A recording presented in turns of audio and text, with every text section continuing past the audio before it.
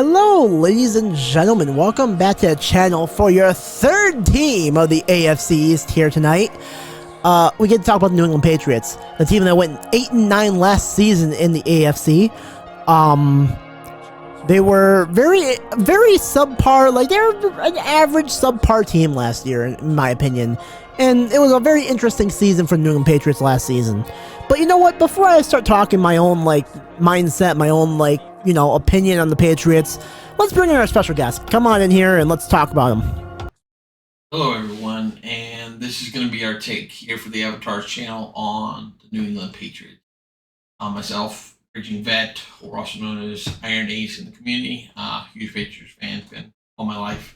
To talk a little bit about the AFC East, I think that the Patriots might be one of the dark horses to kind of pull it off, depending on how Mac Jones kind of plays for us. Mac Jones got a lot of upside potential. Last year he didn't do so hot.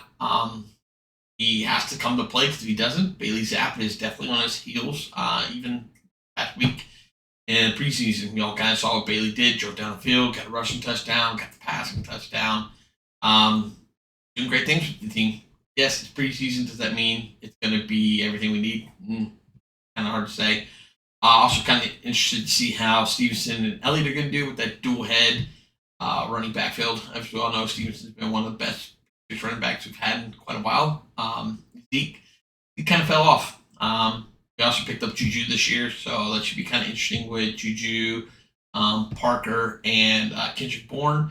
We also have that dual tight end set up again with Hunter Henry and Mike Gesicki. Great potentials there. Defensively, we don't have the McCourty brothers anymore. That's going to be a huge question mark. We got Christian Gonzalez, a cornerback out of Oregon. That should be stepping in for us. First time a rookie cornerback started for us in quite a while. So it should be a little interesting. We got Judon anchoring that defense. So it should be really, really impactful for us. And as far as when we look at Jonathan Jones, do we know what his legal troubles with the gun incident? Who knows? I think easily, though, I think we come out at 9-18. We might be able to sneak one off of every AFC East team. Personal opinion, and I know it might seem a little biased, I think the AFC East has one of the strongest conferences.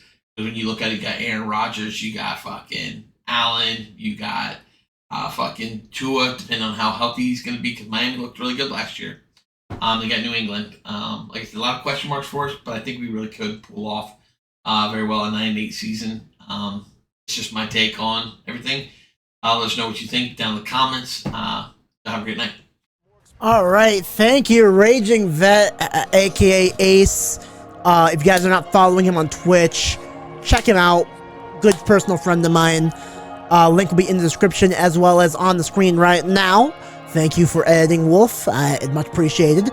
Yeah, so let's talk about this Patriot team. Let's talk about this offense. Let's talk about this defense. And let's get my actual opinion on this team. Let's start with the offense first. Of course, you have Mac Jones coming back for his third year in the NFL. First year was really good for Mac Jones. Second year, he fell off. Mac Jones needs to have a good season this year. They brought in Juju Smith-Schuster, Mike Gesicki. They're trying to give Mac Jones targets so he has no more excuses here in New England. If he doesn't play well, Bailey Zappa could be coming in for that starter job. Now, of course, they did also bring in Zeke Elliott. So now Stevenson and Elliott's going to be a two-headed monster there in New England for running the ball. I still think Stevenson's going to be the top runner right here for New England. Zeke has been not really the best in Dallas, but it's because of the system they've been playing. Zeke thrives on a two-headed monster. Some weeks he'll have a great week, and then other weeks he'll just stay in the background as Pollard would take over for Dallas. I expect the same stuff to be happening here, where Zeke's not going to get the ball too much, but, he's just going to be there. He's going to be a good piece to help New England out when they need to and get a spark on offense. This year's not going to be like last year, where they had no good offensive coordinator. I believe their offensive coordinator was freaking Matt Patricia, of all people. They brought back Bill O'Brien. So I'm expecting this offense to at least resemble an offense this season compared to last season. And of course, again, Juju, Kendrick Bourne, Devontae Parker. You don't have excuses anymore, Mac. You gotta play good here right now in New England. On the defensive side of the ball, they are losing a lot of key pieces this year. Of course, they lost the McCourty brothers. Both are retired, I believe, right now. You still got Matthew Judon. Lawrence Guy, I think, is actually a decent piece there in New England as well. That linebacker, Utsi, that Josh Uchi guy that was a sub linebacker, not bad for New England either. Jonathan Jones is questionable to be playing because, I believe, of the incident that happened. We're not going to talk too much about that because, you know, but they did bring in a rookie cornerback in Christian Gonzalez. We'll see if, you know, that can help the secondary out for New England, but I think this defense, they're losing pieces here. It's not going to be the same defense as before, especially when they're getting younger. And we know Bill Belichick is not good with really young players, in my opinion. He likes having those veteran players in the defense, and I don't really see the veterans really on this defense. I mean, Cal Duggar might be the veteran, but I mean, like, it's been really looking really bad lately for this New England defense. It's been kind of like starting to, you know, fall apart, really. I mean, of course, you still have Judon, but I mean, for how much longer, right? Let's go to the scheduling. Alright, so we got the Patriots schedule here. I have them going an average of 7-10, a ceiling of 12-5, and a floor of 4-11. Of course, the white marks in the schedule matches means that's going to be close games and close contests. But I think New England is going to be more of a under 500 team this year. And yeah. So let's just go through the games here. Week 1, take on the Eagles. I'm giving them a loss against the Eagles. I don't think, like, the Eagles are just way too powerful this season.